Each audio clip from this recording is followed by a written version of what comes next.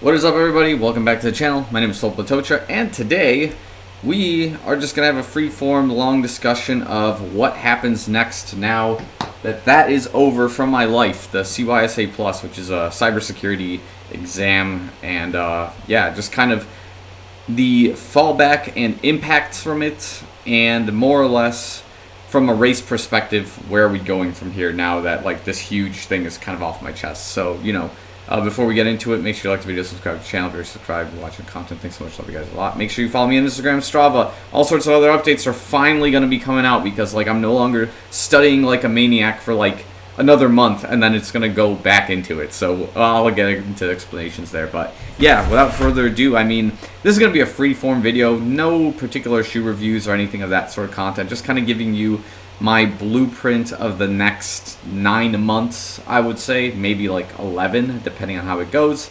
But yeah, it's just gonna be fun. So just sit back. If you got some popcorn or you've cracked the Pinot Gris or whatever you're doing today, I don't know when this video is gonna be released, but if you're one of those people on a weekday night, just sit back and enjoy and listen to my boring, chill voice. So yeah, as I've kind of mentioned before, I think after the Chicago Marathon, I started really cracking down on some of my work goals, and one of those things was to get certified for the CYSA Plus, which is a cybersecurity analyst plus exam from CompTIA, and it's just part of my professional development as a cybersecurity analyst for the company I work with. Training's always paid for by my company, so you got to utilize it, right? If you get a certain budget per analyst or per employee, that's kind of the deal, right? So basically, I spent a long time after the Chicago Marathon going into an off-season phase where instead of running the 50, 60 miles a week I was usually doing, I trimmed it all down to 30, and I had my first official off-season where I wasn't going too hard. I was giving my body time to recover. And yeah, it was the first time I've done that, because historically whenever the Chicago Marathon ends, I continue training like a maniac for 10K season. And then I ultimately will get injured in some way because it's just funny and it's bound to happen. But this time I didn't get injured, I got a few flare-ups here and there, but I kept it easy, focused on the work stuff, which is what's funny because I've already said this before. I graduated with my master's in 2018, and I haven't really studied for anything since. So I was never really good at taking tests to begin with. I was good with projects, presentations, and things like that, but taking a test, hated the idea because you have to do this repetition of studying and whatnot, and I was never the person to be able just to sit down and just drill a book or exam questions and whatnot for more than 2 to 4 hours any time of the day, right? At this point, I was so off studying and just not in the whole academic mood that 5 years later I could barely study for 30 minutes at a time. But again, cracking down at the end of last year to get this certification. I didn't get it at the end of my year as a year-end goal, but my boss understands that I work on stuff that I'm not necessarily a bad employee. It's just I'm working on other things. I've got other projects. I'm cross-training with a lot of other teams in our cybersecurity space. So he let me hey, just please get this done as soon as you can, kind of a vibe. It's there's an understanding there. So point there was I got it at the end of January. We're in February now at the time of this video filming, and the way it happened, which I'll have to make a how to study for the CYSA exam video, because this is not, I think I've explained this before, CompTIA certs are kind of giggled at in the cybersecurity world unless you're doing them as an entry-level thing. I'm not necessarily considered an entry-level analyst anymore. I've been doing this for at least 3 to 5 years of experience. I guess that's considered intermediate. So most people in that kind of range would go for a security plus, or have already gotten their network plus or A plus CompTIA exams. This is considered more of an advanced cert in their platform. And it kind of leads you into your next steps. So if you want to do a red team style certification, you can go into Pen Test Plus, for example, or you just immediately go into the GIAC or the GIAP or the GIA family of certs, or you go into SANS courses at this point, which SANS courses are pretty expensive. We're going to get to that in a minute as we get into it. So that's the cybersecurity bit, right? Kind of giving you this whole gist of everything I wanted to do: vacations, work, life, racing, training. Couldn't do any of it because it all came down to this. And now we're finally free, right? We move on to the next and best things of my life. So I'll give you guys kind of like what's going on right now. Like, I lost out on doing, what is this? There we go. Cleared that up. So what I did ultimately was lose out on some race opportunities as a result of the exam and like my procrastination and like taking forever to spin up the motors to get studying and like take this exam once and for all, right?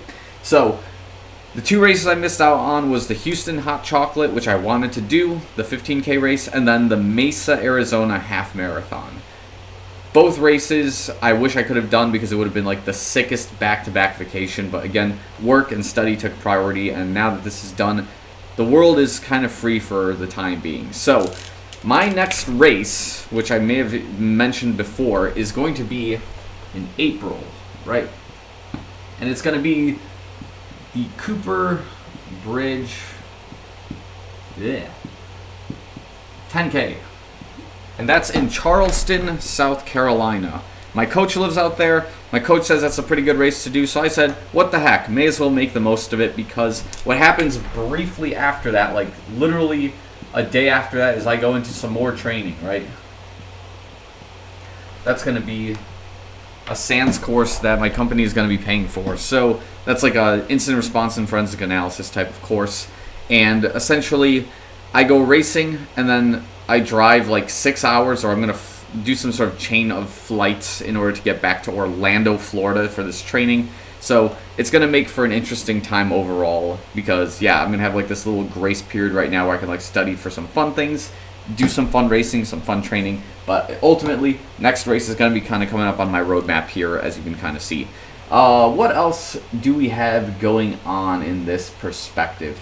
There's like a lot of other things on my calendar. I mean, there's like, you know, concerts and stuff, but like that's kind of like all over the place. I guess from a vacation perspective, at some point we're gonna go to Half Dome in California, and then we also got Glacier National Park. Is that right? I think it's Montana. Those are 2 national parks. Half Dome, I've just always wanted to do. I just gotta go get those permits in like early March. Just get that sorted out. If you've done the Half Dome Peak hike, or you know somebody who's done it, let me know in the comments below your recommendations on things to bring. From what I understand, like you can bring like good shoes. You can get gloves there, but I'm gonna bring my own gloves. And then, you know, just don't hike when it rains. And I guess people recommend staying at the park for like a night. I'll have to figure that out, like if I get a camper or a tent or something like that. But that's kind of one of my plans.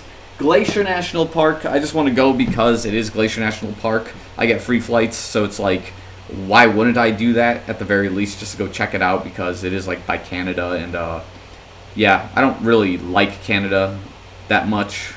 Weird policies out there, but I digress. It's still a beautiful place overall. Property's expensive. Like, why would you buy a house in Canada? Especially like Toronto, or like if you go near, was that Victoria? That's like, it's ridiculous, guys. Like, come on. The houses are like twice the price almost. It's bizarre. It's bizarro land. So anyways, yeah, Glacier National Park. Depending on when I go, there might be like a national park like adventure race out there. Not like a mud run or anything, but it might be like a half marathon out there. I'm gonna have to look into it. That, or it might be like Grand Teton. And if that's at a good time, then I would make my trip from Glacier to Grand Teton to do that half marathon. It's not out of scope. It's just something I'm aware of that happens in the background. So yeah, anything that I can do, like one of these like national park things, if I can like double a race in there somewhere, I will probably attempt to do it. Like, why not, right? It's kind of a 2-in-1 kind of combination. Be spontaneous, be fun if it is available. So yeah, kind of some fun deals there.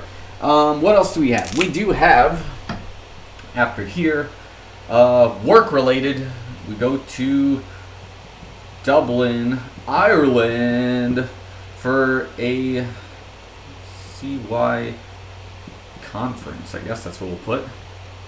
There's going to be that's kind of a tentative one right now, only because I need to come up with like a topic to present on. It's a work related thing where we would talk about, you know, I would put in some kind of topic to discuss to an aviation technology board or like some conference of that sort. And it's hosted in Dublin, Ireland, I think in like late August, early September. So from a work perspective, a trip to Dublin sounds kind of sick, first and foremost, But like also from a professional development standpoint, like presenting on a cybersecurity topic would be really neat. I don't suck at my presentations. In fact, I think my boss likes my presentations a little bit because I'm just silly. I'm just fun, I guess, and like I make really hilarious analogies, and I just try to keep the energy fun with it because like a topic like cybersecurity, as most people can probably imagine, has dry technical things that go around in the background. So obviously you want to keep those things fun and engaging in that kind of way. And then of course we got our usual culprits here. You like the Chicago Triathlon, Chicago Marathon, and then a new addition that I've just did the lottery for is the New York Marathon.